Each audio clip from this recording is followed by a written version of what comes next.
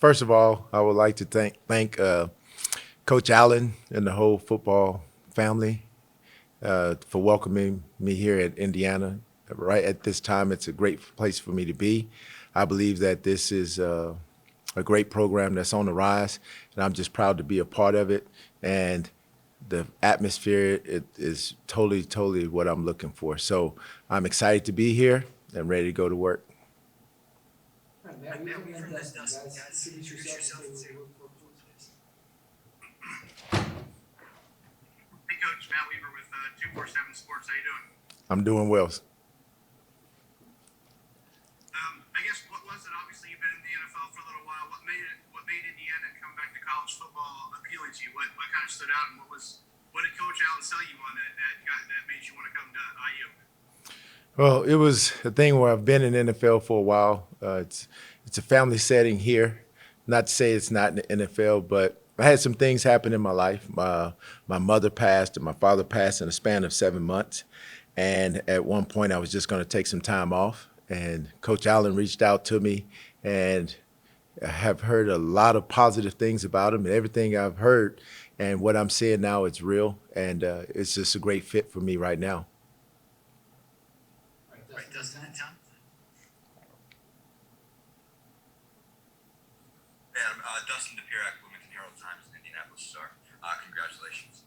I guess just what do you think just your time in the NFL can, how do you think that can just help you coaching wide receivers? What do you think you'll be able to bring to these guys that, that they haven't seen before and that you know from coaching guys and what it requires at the next level? Well, one of the most important things is the confidence, and far as the receiver plan, the developmental of it. I played and coached at McNeese State, so most of the time when I got a receiver, he never really played receiver. He was a great 2-3A quarterback, running back, played baseball, basketball, just kind of the athlete, and really sculpted him into being a receiver. So for me, that's where I got my 10 years of experience of coaching guys and developing them to play that game of receiver and the technical part of it. So for me, having that background and going to the NFL and having success, at places that I've been, for me to come back is just a beautiful thing for me to teach them. So not only do I have tape of it and examples, but it's real life things that, I really believe in. And if I believe in it and I'm teaching it and they believe in what I'm teaching, then they're going to go out there with preparation and confidence to go out there and execute it at a high level. And that's the biggest thing, is about being a pro on and off the field, about being a technician and a pro with your craft, because at this level in the Big Ten, it's big time football. So you have to be on your game each and every week. So for me, it's about the consistency and the preparation. So if I can bring that to this group, the confidence, the energy, the enthusiasm, and I'm just ready for that at this point in time. All right, Tom, is that?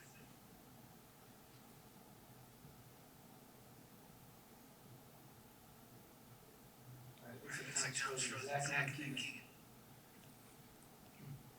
I guess kind of along the same. Oh, sorry, Zach Oster, the Indianapolis Star. Forgive me, but Coach, along some of those sort of same lines. I mean, as somebody who's got an extensive background at the professional level of this game, what are some of the things that you think maybe can transfer skills-wise or teaching-wise from working in an NFL setting down to a college setting the best, the most effectively? Well, the biggest thing is Coach Allen always preaches, learning concepts, playing with energy and enthusiasm. So if you're a conceptual learner here, it's going to help you on the next level. So I may play outside, inside, different spots. So if I can conceptualize and understand what we're running and how we're running something, I can go inside and outside and move around. So you see the guys who have the most success, on the next level when they're conceptual learners. So you're only going to have 5 guys, maybe 6 dressed on a Sunday. So it's the next person up. It's not the next position man up. So if this, L or R goes down, then it's the next one. It's not like that. It's the next best person. So for me, the conceptual thinking, and bringing that to, the receiver group, especially the writing down everything for us, the note taking and the details of it. So it's all about being a pro because, if I come and approach meetings, the meeting time, the preparation is so important. So for me to bring that to the room and then bring that over to the practice field because we're going to develop those things. We're going to work those things in individual meetings, and then we're going to work them in individual, periods on the field. And then now once we get to a team setting, then they transfer over there. So remember that repetition is the mother of all learning. So we just have to get the reps in and then keep repping those things, the little fine details of it. Keegan and Sam. Hey, Coach, Keegan Nicholson with thehoosier.com. In all your times coaching collegiately and professionally, what's something that you've consistently seen your guys do well, and what do you put an emphasis on?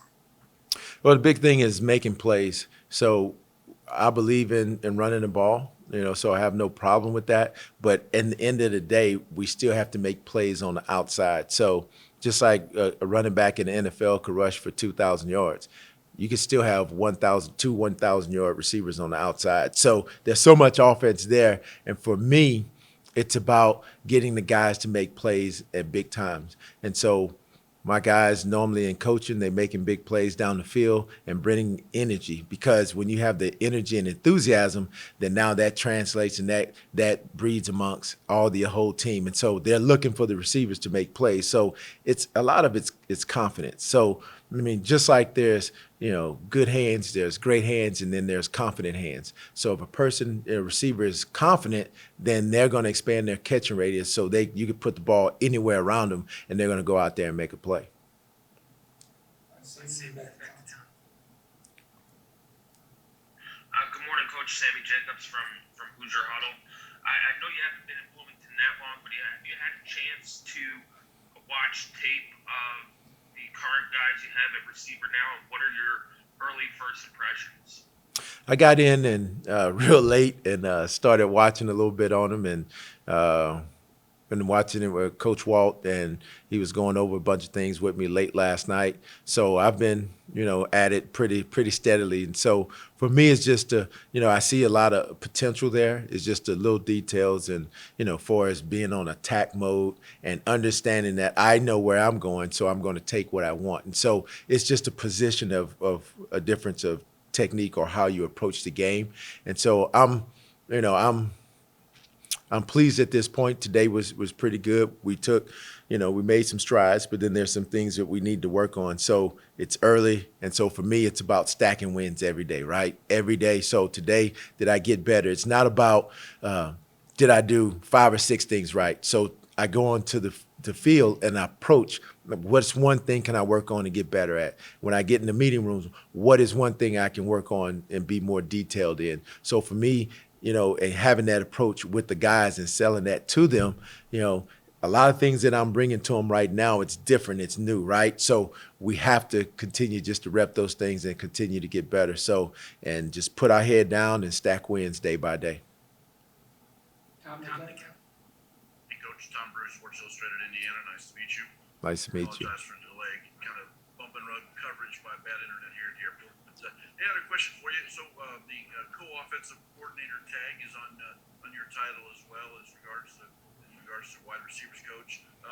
What sort of ideas do you like to try to bring to the table in regards to plays or route trees or concepts in regards to that sort of part of your job as well? Yes, it's just help Coach Walt in any way possible. Things it could be situational football, third down, things that's in the red zone, conceptual thinking as far as attacking, because what we're doing is just seeing what we're good at. So just having the feel of the quarterbacks and the feel of the receivers and kind of picture some things of the spatial awareness of just being in attack mode on third down when certain defenses want to, play us a certain way and how to attack those things. So right now it's in the early stage, but we had, a couple of long talks about just being on the same page, and we're on the same page. And so it's going to be fun, to work with Coach Walt. Kevin, I guess one of the things that stands out on your resume is your time at LSU working with Jarvis Landry and Odell Beckham. I'm just curious about what it was like coaching those two guys and what hand you have in their development. It was a really a transition. Um well, mentality wise, because they had a long history of just receiver, DBs versus receivers, and the amount of DBs coming out of there, and every now and then a receiver that would come out of LSU and produce and do well. So for me, it was just changing the mindset. Those guys were eager to learn, for us catching balls on the jug machines where they broke two jug machines, and just having the confidence of learning the offense, but conceptual thinking and putting them all over. So you didn't know exactly where to put them. So the first year was more of a, the belief thing of selling the confidence of knowing, what's going on and who battled and what to do at certain times. And so once that transitional period went and it went by, the confidence level just really, really took place to where you could see these guys had so much confidence. So for me, it was a joy to watch, especially being young men and going out there and just having that swag, as we say, to go out there and compete at a high level, not just be there.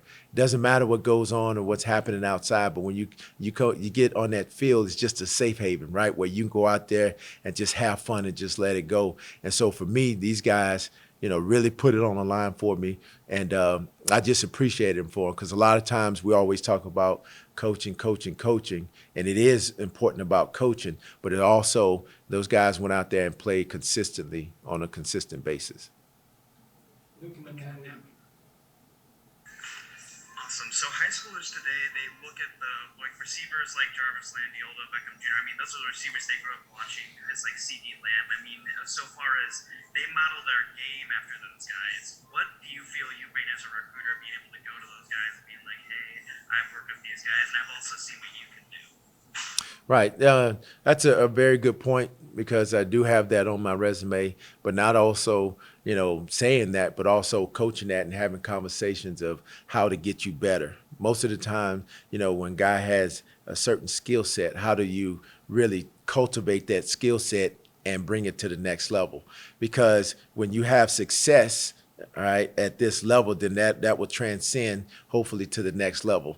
And we all know education and developing young men, that's a forte of mine. I do have a master's in education and instructional technology, so I'm big into being a teacher. I'm a lifelong learner, love to read, anything that I get to, as far as, it's not just football, but self-help books, but also developing young men, right? That's my forte of just helping them on and off the field. And so when they believe in you and they know how much you care, then you can really teach them. So for me, it's about developing the whole person, but also football, as we know, is a big part, and that's the reason why they would want to come here. But then also have a track record of developing guys to exceed on the next level, not just being there, but being a day one starter and contributing right then and there. So for me, it was a fun time, because as that happened at LSU, you seen the trend where there was more and more receivers just coming out of the program. Matt, Hey, Coach, during your NFL time, you spent a couple of years with the Giants, and Coach Johnson and Coach Wellman were also there. Did you reach out to them at all when you were thinking about coming to Indiana and just kind of get feedback from them? And then how does it much easier to make the transition that there's a couple of guys that you've had prior working experience with? Well, actually, I remember Coach Wellman was here, but Coach Johnson, I had no idea. I hadn't talked to him in a little while. We would text now and then. And really, it was someone in the recruiting staff that I recruited a long time ago in 2012. That's why relationships are so important. So Lee Wilbanks is in the personnel department, and he was at junior college, Hines Junior College, when I was at LSU. And so he found out that I was free and I was open, and so they ended up getting contact with me, and then reassured me and told me Coach Wellman was there, and then that's when I found out that Coach Johnson was there. So for me, just to lean on those guys and just to really get their input was really good for me. But initially, it was all about the relationship, the network business, and so. Craig is really, Coach Johnson's helped me so far, even last night, making sure that I'm good to get where I need to get. And he even wrote down the address to where I'm staying to make sure I don't get lost.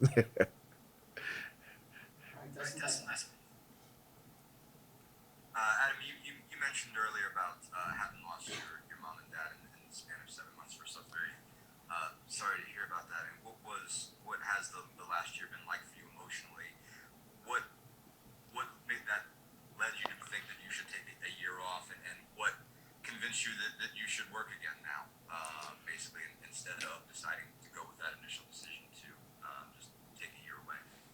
Well, I'm real dear to my father. Had Alzheimer's and dementia, and so really and truly, my parents were like a notebook type of relationship. They met when they were like 11 and 10. So I'm youngest of eight, seven boys, one girl, and when my father stopped knowing who my mother was, my mother just crushed her. So it was one of those things where she didn't want to be here anymore. So being the youngest, that I'm close to my mother, right? So out of the seven boys, one girl, and we're all close to them. But for me, it was just special because when I was young, they were all away, right? So I was the last one out the house.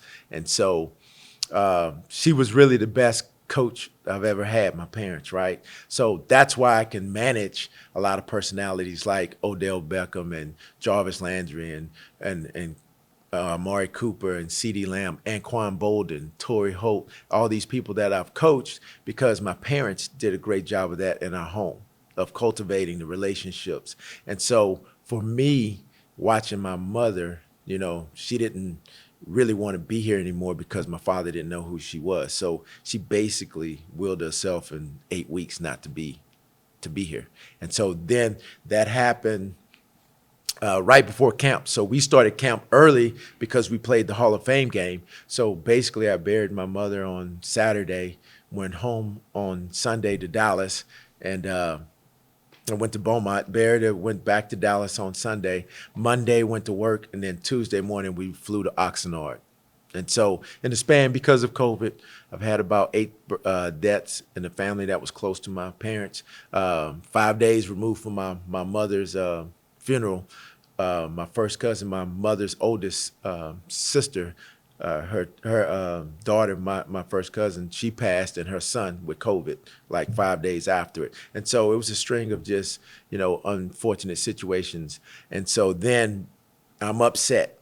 And so we lose against San Francisco, right? And I'm upset because we have a good team. And then on that Wednesday, we were able to go home. That Thursday, I went to go see my parent, and then I ended up going back to Dallas on Sunday evening. So 3 o'clock that morning, my father passed. So right before the season and after the season, this occurred. So my family is very, very close.